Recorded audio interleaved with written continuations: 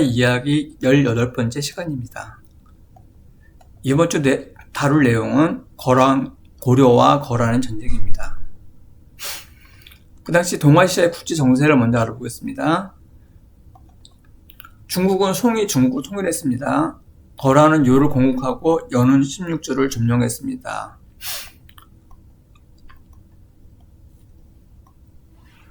국제 질서 형성. 고려, 송, 거란이 세력 균형을 이루고 있었습니다. 여진은 12세기 무렵 동아시아의 강제로 부상합니다. 고려, 송, 요의 병력을 비교해 보겠습니다. 각국의 인구입니다. 고려는 300에서 350만 명, 송은 약 1억 명 이상, 요는 400에서 600만 사이였습니다. 상비군은 고려는 3만에서 5만 명, 송은 120만 명, 요는 20에서 30만 명, 기병 중심이기 때문에 보병으로 환산한다면 약 100에서 150만 정도로 추정됩니다. 전시 총 동원 병력을 보면 고려는 약 최대한 10만 명 내외이고 송나라는 최대한 200만 명 이상이고 요는 최대 50만 명 이상입니다. 보병으로 환산하면 250만 명이었습니다. 이 표로 보면은 요나라가 가장 군사력이 강하고 그 다음에 송이고 고려는 이들에 비해서 터무니없이 부족해 보입니다. 그러나 내용을 들어가 보겠습니다. 고려는 소수의 병력과 인구지만 뛰어난 전략을 이용한 방어와 뛰어난 외교술이 있습니다. 이것은 고려와 거란의 전쟁에서 나오는 내용입니다. 거란은 강력한 기병 중심의 군사력을 가지고 있습니다. 보통 기병 1인당 무력은 보병이 3명에서 5명, 10만 명, 10명과 같다고 합니다. 송나라는 인구나 병력이 많지만 기병이 약하고 군의 효율이 낮았습니다. 좀 더 자세하게 송나라에 대해서 들어보겠습니다. 송나라는 문치주의를 주장했습니다. 그래서 문관 중심의 정치로 군권이 약했습니다. 또 중앙집권이었습니다. 중앙집권이기 때문에 장수의 자율성이 부족했습니다. 장수의 자율성이 부족하다는 이야기는 전쟁 현장에서 대응 능력이 현격히 떨어진다는 겁니다. 이것은 결국 전쟁의 승패의 요인이 되었던 것입니다. 군대의 지뢰저하, 병력은 많으나 훈련이 부족했습니다. 기병의 약세, 군마나 목초지의 부족으로 기병의 증강에 한계를 가졌었습니다. 경제 중심의 정책, 군사보다 무역을 중시했었습니다. 북방 민족의 강세, 거란, 여진, 몽골의 군사혁신으로 군력이 송나라에게 위협할 정도로 강성했습니다. 이러한 이유로 송나라를 많이 어려워먹게 됩니다. 고려와 거란의 친입 배경을 보겠습니다. 고려의 북진 정책 추진, 고려는 발해를 멸망시킨 요를 견제하고 있었습니다. 고려의 송과의 친선 유지, 송과 대립하던 거란이 고려를 경계하게 만든 이유입니다. 요는 고려를 배후에 두고 송의 침공이 불가능하다고 판단했습니다. 1차 진입, 서희가 외교 회담을 통해서 강동 6주를 확보했습니다. 2차 진입, 1차 진입 이후에 또 계속 고려가 송과의 교류를 해왔습니다. 거란의 재침 이유가 되었습니다. 강조가 패배했습니다. 현종은 남쪽으로 필요했습니다. 개경이 함락되었습니다. 거란은 고려의 저항과 보급 문제로 난간에 부딪힙니다. 거란은 철수를 결정했습니다. 거란은 철수 중 양귀의 활약으로 막대한 피해를 입었습니다. 3차 진입, 강감찬이 귀주에서 거란의 대군을 격파했습니다. 그것이 바로 귀주대첩이죠. 결과 고려는 북방 민족의 침입을 대비해서 천리장성을 축조했습니다. 거란 침입 당시 양국의 병력을 비교해보겠습니다.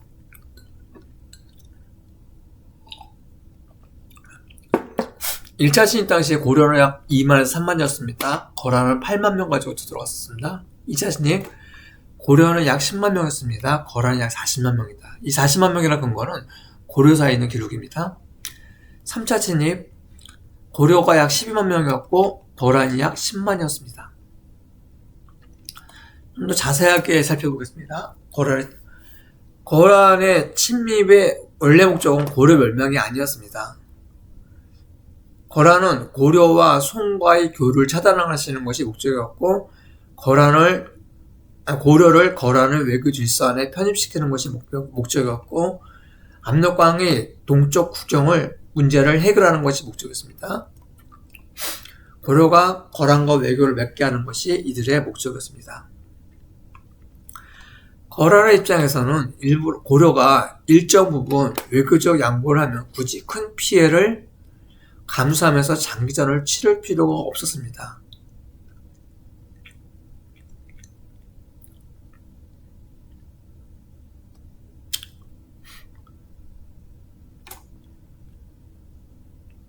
그러나 고려 군사의 저항이 예상보다 강했습니다. 양교동이 방어활동을 했습니다. 성곽 중심의 방어입니다. 우리나라의 역사에 있어서 이민족과 전쟁사를 보면 이 산성이라는 부분이 되게 큰 부분을 차지합니다. 특히 산성은 기병의 장점을 활용 없이 얻게 만듭니다. 기병의 기동력을 무의미하게 만듭니다. 보급로의 교란입니다. 전쟁의 전력을 유지하기 필요한 필수 요건이 보급망입니다. 그것을 무너뜨렸다는 소리입니다. 거란은 고려가 쉽게 무너지지 않는다는 점을 확인했습니다. 거란이 고려를 침입할 때 보급에서 어려움을 겪은 핵심 요소를 살펴보겠습니다.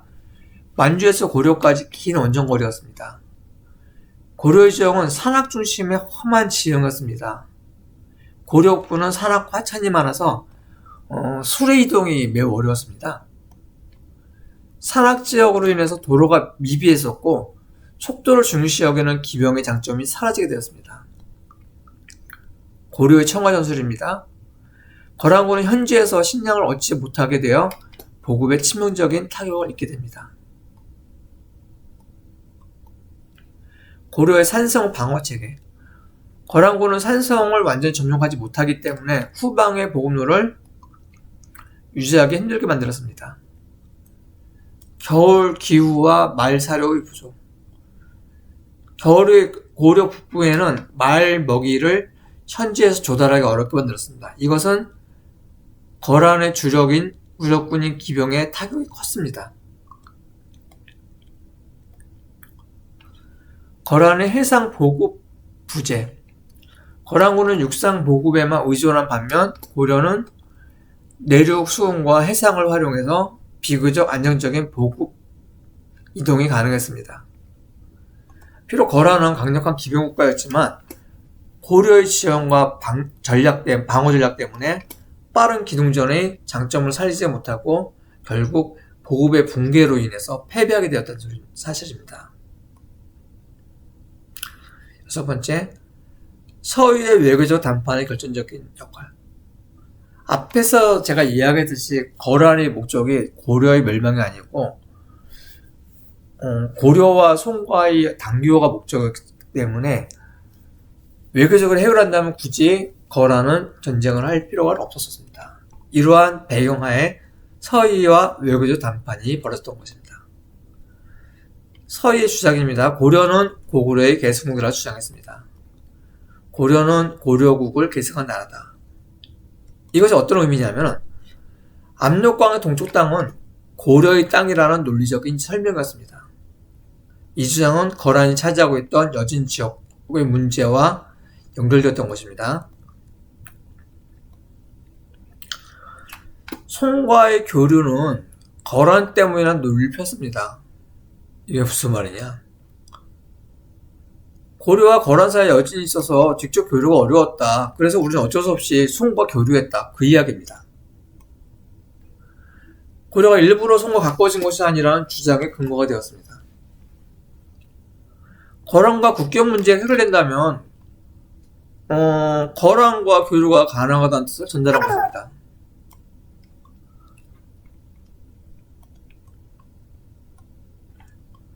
거란 입장에서는 외교적 방법으로 목표가 될 수 있다는 가능성이 생긴 셈이었습니다.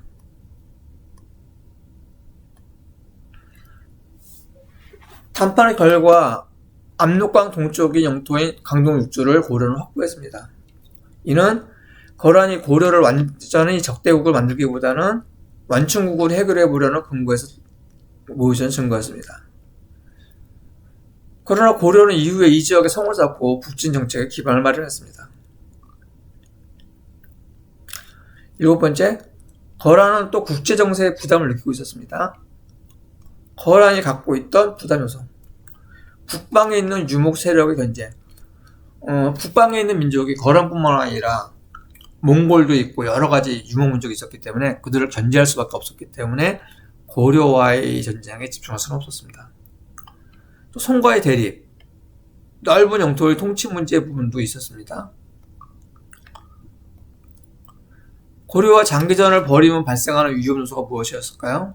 막대한 병력이 소모되는가 예상됩니다. 고려의 산성들을 공성하기 위해서는 막대한 병력이 필요했기 때문입니다. 보급의 문제. 고려 지형이 끊임없는 상과 하천으로 이어져 있기 때문에 보급의 어려움이 발생할 가능성을 염두했습니다.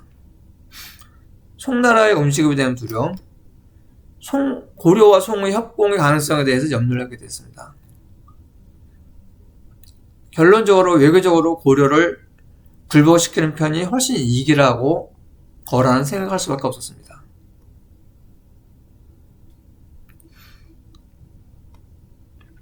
거란이 철수한 이유 4가지. 제한된 침공 목표. 고려 정복보다는 외교적 압박이 목적이었습니다. 고려의 강한 저항. 예상보다 쉽게 무너지지 않았다는 소리입니다. 외교의談判. 고려와 거란을 타협할 수 있는 가능성을 열었다는 소리입니다.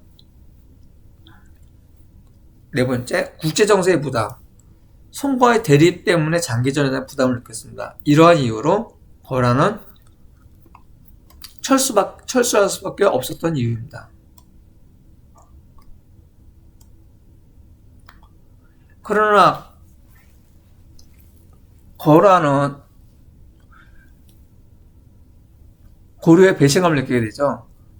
분명히 고려는 강동 6주를 주고 철수하게 된다면 송과의 단교를 하고 거란과의 거래를 하겠다고 이야기했었습니다. 그러나 거란이 철수한 이후 고려는 오히려 거란이 제공한 강동 6주에 성을 쌓고 방비를 하게 되었습니다. 배신감을 느꼈던 거죠. 이 와중에 1009년 고려의 문신이 강조가 정변을 일으켜서 왕 목종을 폐위시키고 현종을 왕으로 세우게 됩니다. 거란은 왕을 시해한 나라를 징벌한다는 명분으로 침입을 하게 됩니다. 이번에는 규모가 다릅니다. 이번에 침입 배경은 무엇이냐? 고려와 송과의 관계에 대한 견제였습니다. 거란은 고려가 송과의 교류를 계속하는 것에 대한 경계였습니다. 당시 동아시아는 거란, 고려, 송이 서로 견제하는 구조였습니다. 거란은 고려를 완전히 굴복시켜 송과의 연결 고리를 차단하려고 했습니다. 거란군의 규모는 무려 40만 대군이었습니다. 거란의 침입 경로는 거란 황제가 직접 참여했습니다. 압록강을 건너서 서경을 거쳐서 개경으로 가게 됩니다. 강조의 패배. 고려군은 초기 방어에 실패했습니다. 강조는 통주 부분에서 패배하고 사로잡혀서 처형을 당하게 됩니다. 이후에 빠르게 남하했습니다. 현종의 나주 피난, 현조의 뭉지. 현종은 개경, 충주, 공주, 나주로 계속 피난하게 됩니다. 왕이 수도를 떠났다는 것은 고려 입장에서 매우 큰 위기였습니다. 개경은 함락되었습니다. 그러나 그것이 과연 거란군의 승리일까요? 거란군은 개경에 입성해서 궁궐과 민가를 불태웠습니다. 근데 거란의 문제가 터지기 시작했습니다. 가장 큰 문제가 바로 보급 문제입니다. 거란은 멀리 북방에서 내려왔기 때문에 식량 수송이 어려웠습니다. 고려의 저항. 고려의 지방군과 백성들이 각지에서 저항을 했습니다. 보급로를 공격했습니다. 유격전을 펼쳤습니다. 산성을 방어했습니다. 거란은 고려왕을 잡지 못했습니다. 거란의 목표는 고려를 완전히 굴복시키는 부분인데 왕을 못 잡았잖아요. 굴복 못 시켰죠. 현종이 살아남았기 때문에 목표 달성에 실패하게 된 겁니다. 결국 거란은 원활한 보급이 이루어지지 않기 때문에 철수할 수밖에 없었습니다. 그렇다고 40만 명이 된 대군을 굶어 죽일 수는 없잖아요. 전쟁의 결과 고려는 피해가 참혹했습니다. 개경이 불탔고요. 백성들의 피해가 증가했고 문화재가 소실됐고 국가 재정이 악화되었습니다. 그 이후 고려의 대응 변화, 국방 방어를 강화했습니다. 국경 방어선을 정비했습니다. 군사체제를 강화했습니다. 성곽을 정비했습니다. 특히 산성을 정비했다는 소리입니다. 역사적인 의미, 왕조를 유지했습니다. 항복을 하지 않았습니다. 장기 항전을 통해서 거란군을 물러가게 했습니다. 결국 거란군은 보급 문제가 발생해서 철수할 수밖에 없었던 이유가 됩니다. 제 흐름표를 정리해 보겠습니다. 강조가 전병에 발생했습니다. 거란이 친일 명분을 확보했습니다. 요 성종이 대군을 이끌고 침공을 했습니다. 강조는 패배하고 처형당했습니다. 현종은 남쪽으로 이동했습니다. 개경은 함락되었습니다. 그러나 고려의 저항과 보급 문제가 발생해서 결국은 거란군은 철수할 수밖에 없었습니다. 이렇게 해서 2차 거란 침입은 실패로 끝나게 됩니다. 3차 침입 배경, 거란은 2차 침입 이후에 갈등이 해소되지 않았습니다. 2차 침입 때 거란은 고려를 완전히 굴복시키지 못했던 것입니다. 거란은 고려의 군신 관계를 요구했습니다. 현종이 직접 입조를 요구했습니다. 압록강 동쪽 강동 6주를 반환을 요구했습니다. 그러나 고려는 이를 거부하고 특히 강동 6주를 지키며 국방을 강화했습니다. 고려는 북방에 성을 쌓고 군사력을 정비했습니다. 거란은 고려의 군사력 정비를 자신들에 대한 위협을 판단하고 다시 침입을 결정했습니다. 전개, 거란군은 1018년 거란 장군 소배합이 이끄는 10만 대군을 이끌고 고려를 침입합니다. 이 10만 대군은요, 거란은 최정예의 부대였습니다. 거란은 정면 대결보다는 적의 보급을 차단하고 기습 공격을 하고 후퇴 유도 등을 전략을 사용했습니다. 홍화진 전투, 이건 여러분 잘 모르는 전투입니다. 고려장군 강원찬이 홍화진에서 물을 이용한 전술을 사용했습니다. 거란군이 강을 건널 때 뚝을 무너뜨려 큰 피해를 입혔습니다. 거란군의 진격 속도가 크게 약화되었습니다. 결국 거란군은 퇴각하게 되었습니다. 퇴각하던 거란군은 귀지에서 고려군의 공격을 받게 됩니다.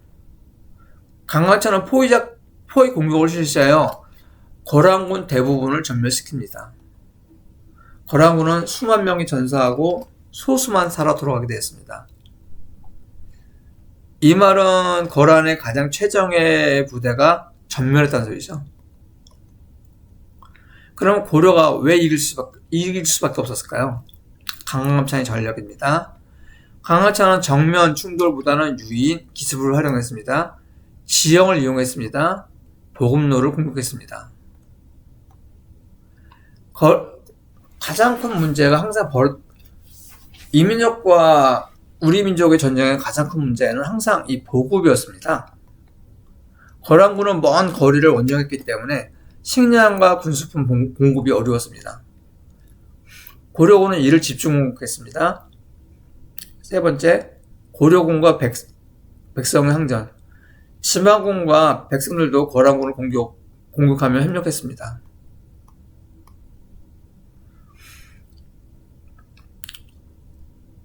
결과와 영향, 거란의 침입이 중단됐습니다. 왜?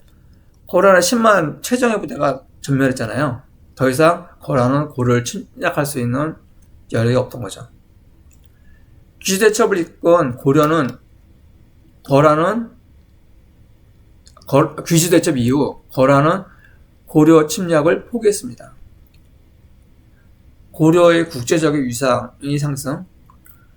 고려는 동아시아에서 강국으로 인정을 받았습니다. 왜? 그 당시 최대 군사력을 가지고 있던 거란을 물리쳤잖아요. 고려와 거란의 평화체제 형성. 3차 전쟁 이후에 양국은 외교 관계를 유지하며 비교적 안정된 평화를 이어갔습니다. 고려가 거란을 이긴 이유에 대해서 알아보겠습니다. 지형적인 이점입니다. 고려는 험준한 산악지형과 성곽, 즉 산성 덕분에 거란의 주력군인 기병의 장점을 활용 못하겠습니다. 강력한 방어 전략. 성곽 방어와 유인 연술, 귀주대첩의 결정타를 날렸습니다. 뛰어난 지휘관, 강간찬 장군과 이 명령과 병력의 운용. 전 국민의 단결, 조정, 백성, 승병이 모두 충동을 했습니다. 거란의 약점은 무엇이냐? 긴 원정이었습니다. 긴 원정은 보고 문제를 야기시켰습니다. 지형, 특히 산악지역에 약해서 장기전을 수행이 불리했던 것입니다. 그럼 거란과의 전쟁의 흐름도를 다시 한번 훑어보겠습니다. 요가 건국대하고 연은 16조를 정복했습니다. 고려의 후삼국을 통일했습니다. 송이 중국을 통일했습니다. 동북아 상북이 서로 세력을 견제했습니다. 고려는 송과는 교류하였으나 요와는 견제를 하였습니다. 거란은 송 정벌 이전에 고려를 정복하는 것이 아닌 송과의 단결의 필요성을 느끼게 되었습니다. 거란은 1차 침략을 했습니다. 서희가 단판을 되었습니다. 서희는 강동 육조의 여진족 때문에 교류를 못한다고 주장했습니다. 거란은 무력 행사보다는 외교적 방법을 선택했습니다. 거란은 강동 육주를 고려에 제공 후 철수했습니다. 그러나 그 이후에도 고려는 계속 송과의 교류를 지속했습니다. 그 와중에 고려에서 무인 강조가 정변을 일으켰습니다. 거란은 정변을 구실로 성종이 40만 대군을 이끌고 2차 침략을 했습니다. 강조는 패배하고 처형을 당했습니다. 현종이 피난했습니다. 대경을 함락하였으나 이 보고 문제와 강력한 저항으로 어려움을 겪게 됩니다. 결국 거란군은 후퇴합니다.